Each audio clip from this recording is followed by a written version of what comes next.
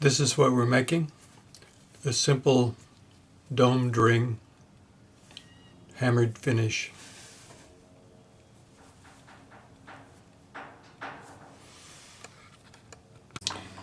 Use a ring sizer.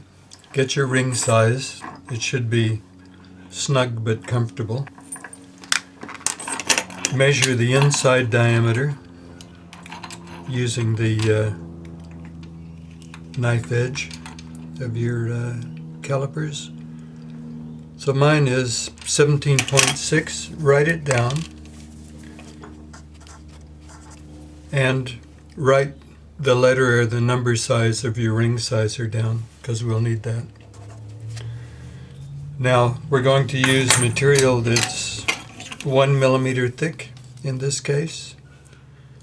So to get the length of our ring, 17.6 for me plus 1 millimeter times 3.14, and that will give you the exact length of your ring. We're going to cut a strip 13 millimeters wide and the length that we figured. The length for mine is 58.4, and if you just hook the edge of your caliper over your metal and drag it across, it'll give you a nice mark. Be sure you drag it from the back edge. If you drag it from the front, it'll lever it up and it won't give you an accurate mark. Cut that to length. Saw it. Measure the width of your piece. Find the middle of each end. So mark that. Find the middle of the piece, because we're going to lay this out for our ring. So measure 2 millimeters from the middle, and what we're going to do is we're going to draw a line from the center to that 2 millimeter mark. So you can use your straight edge.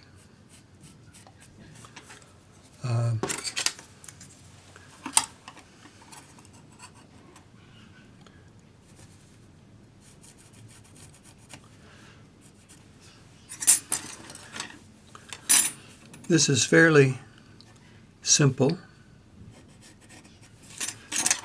Now you're going to cut these 4 bits off so that your shape will be like that, an elongated diamond with a 4 millimeter wide bit on either end. This is the shape you want. Now at this point, anneal this, and that's just heating it up until it's a dull red, quenching it in water. We're going to take a doming punch that's the same diameter as this ring blank is wide, and we're going to just hammer it. We're going to hammer the punch into the end grain of a piece of wood. This is just pine, and that's going to make our shape that we can hammer our ring into. Now at this point, we'll just put the ring over that, put the punch right in the middle of the ring, and what we want is a nice high ball, and then we'll form this bit over this ball using a planishing hammer. So just put your doming punch in your vise and use your little planishing hammer with a nice, smooth, polished face. You could use a ball peen hammer.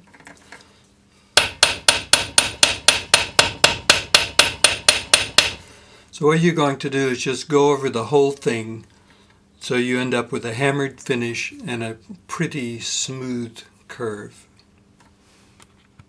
So when you're finished, this whole area here will have a nice hammered finish and no marks on the rest of it. Now we'll form it into a ring.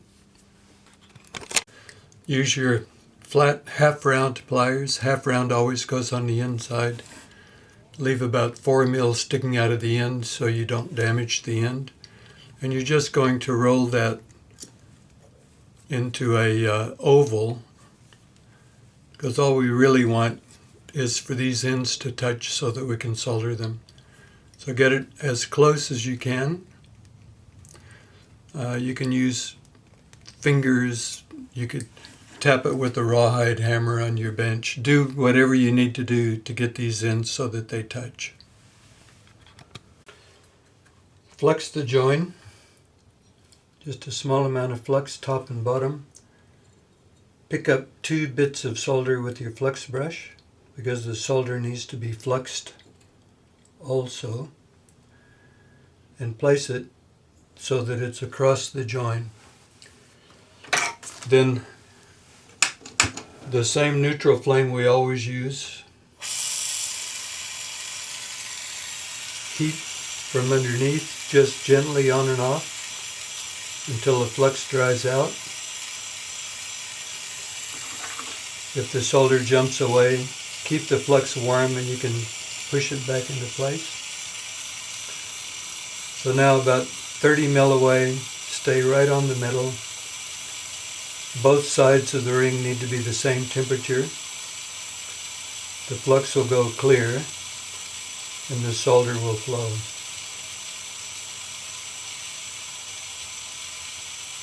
Just like that.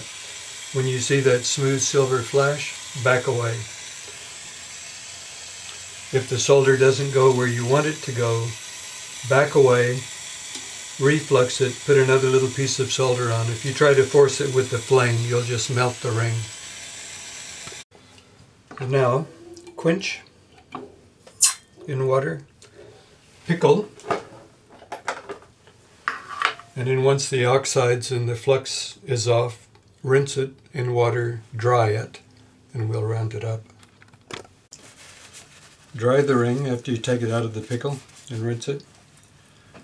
Put it on a ring mandrel and push it as far down with your fingers as you can go, and then take a rawhide hammer.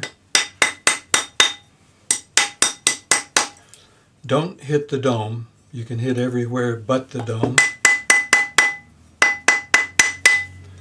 And at that point, it should be round, and it should be your size. So that's why you needed to write the size down. I'm about half a size away. Now what you can do at this point to stretch it, if you need to, is take your little planishing hammer, and with the flat part of your planishing hammer, you can just gently tap it around the thinner part of the band. Don't hit the dome.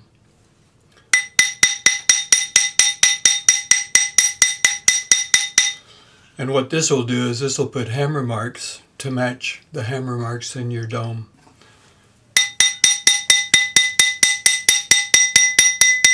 Watch your size. Take the ring off, turn it around, do it a bit on the other way, because that way it won't have a taper in it. And when it gets to your size, take it off. Hole mark it if it's precious metal. This is 925. Tidy up the edges, and you're done. Now, I would polish this in a tumbler. If you don't mind that the facets of your hammering are a little bit smooth, you can polish it on the Tripoli wheel. So that's it. Nice simple little piece.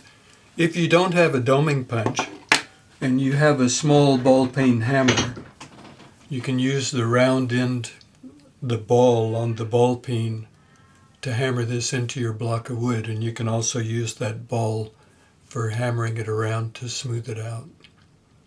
Done. You do need to tidy up this join where you sanded it. Your sanding stick with 400 grade paper. If you had a good fit and you only use 2 little bits of solder, there's absolute minimal cleanup on this. You could see it only took 4 strokes of my sanding stick, and I would use a split mandrel with sandpaper to clean up the inside.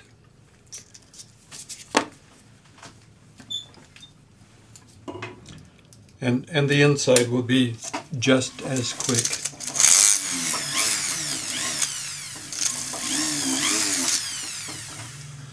That's it. Now you polish it.